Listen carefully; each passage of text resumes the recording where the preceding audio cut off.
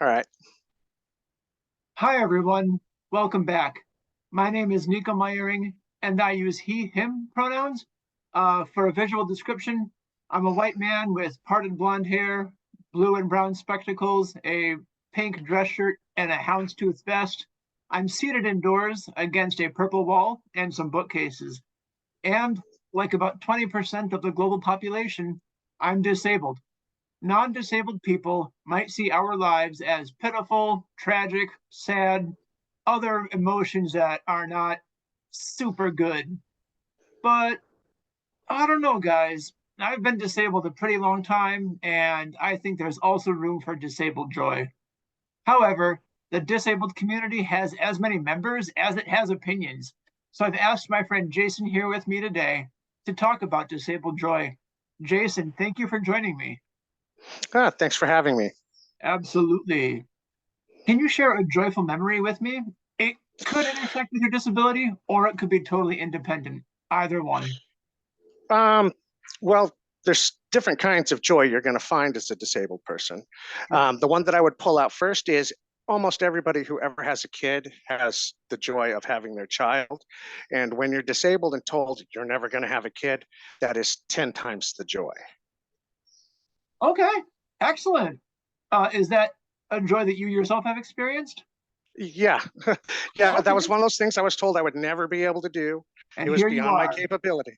And now I've got an 18-year-old running around making people's lives hard. Okay, I share that joy with you. That is fantastic. Thank you for telling me about it.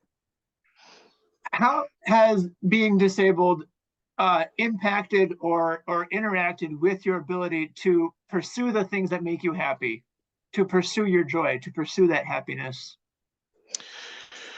Well, like I said already, there are different types of joy Yeah. that specifically come with being disabled.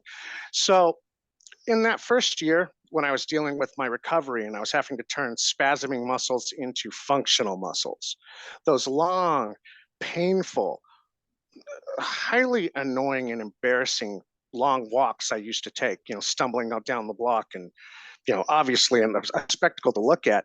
While I was going through it, was no joy, but looking back on it is a lot of joy. I really overcame, and I didn't know that I had the ability to overcome until I had to overcome. So there's the type of joy of looking back. There's the type of joy that's immediate and right now in your hands, like when my son was born.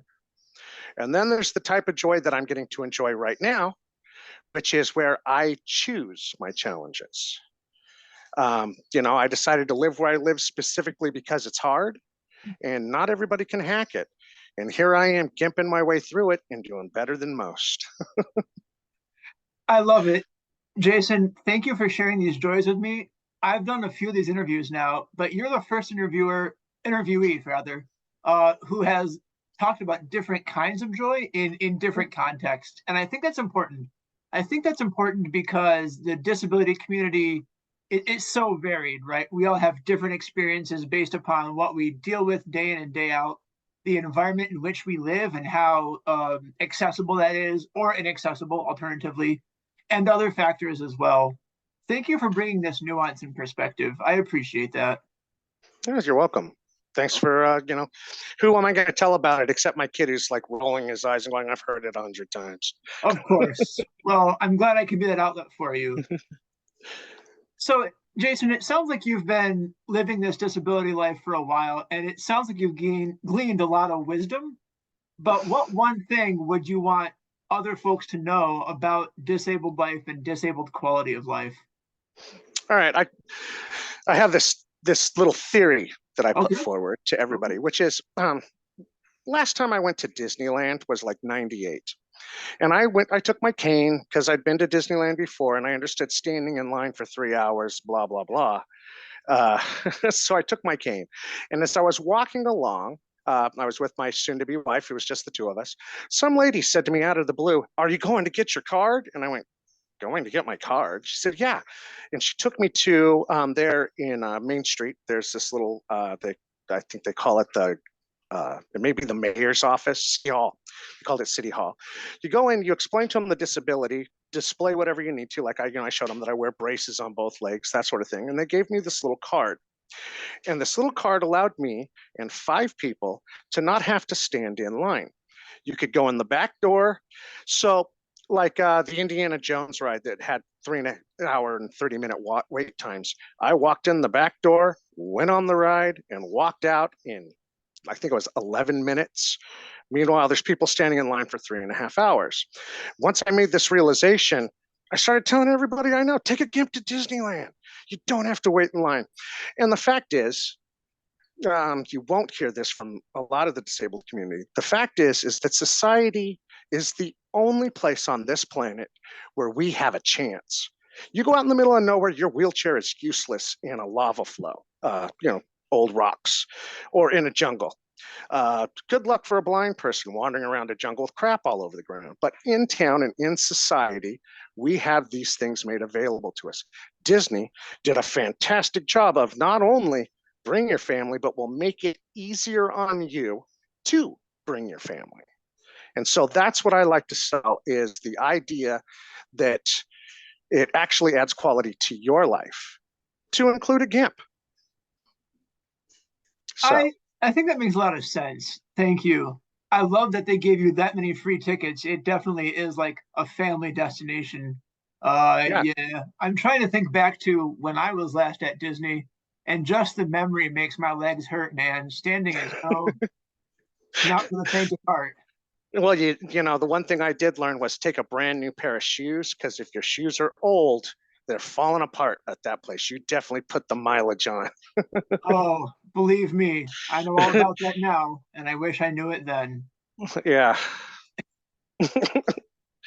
You've given me a lot to think about, and I love what you say about how only in an accessible society are we going to have the opportunity to fully engage? Are we going to have the opportunity to live full and productive lives? So thank you for that. Yeah. This brings me into my last planned question, and it's one that I actually ask all of the people that I talk to, regardless of project.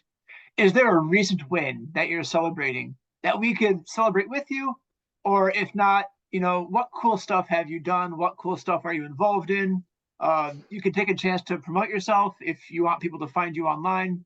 This is really your chance to be your own cheerleader. This is your soapbox moment, right? So let's hear it. Okay. This isn't about me specifically, but about an attitude I have. Okay.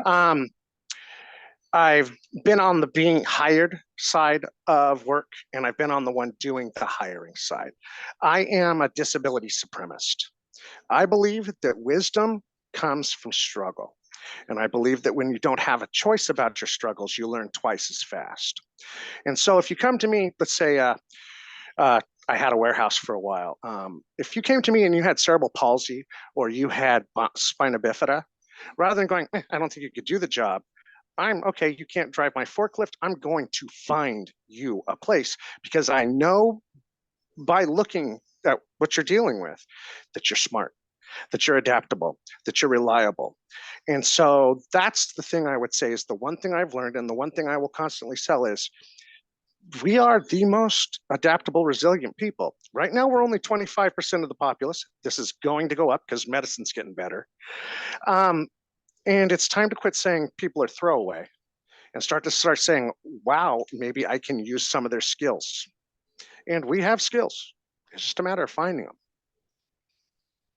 Thank you. I love what you touch on about adaptation breeding innovation. That's why I really think adaptation does equal strength in a lot of ways. So our adaptations, our coping mechanisms, our navigating systems that weren't always built for us is actually leads to really positive traits in disabled people like you and me. We are innovative, we are resourceful, we are resilient. We're these things because we have to be, but we are these things nonetheless. Thank you. Yeah. What was that? Oh, sorry, go ahead. Oh, I was just waiting for the next question or listening to you. So valid. I appreciate that. Jason, thank you for your time. I loved hearing about your victories, how you learned to walk again. You're proving the naysayers wrong at every point, and I'm here for it. I'm rooting for you. Thank you. We all can do that. Yeah. Go get them attitude. That's definitely something we need to encourage each other with, is the go get them attitude. Yeah. I love ambition. I love seeing people's accomplishments pay off. I've had a really good time talking with you. Thank you for your time this afternoon. Thank you. All right. Audience Have a good members. Saturday. All right. Thank you. You too. Audience members, tune in next time. And I'm rooting for you as well.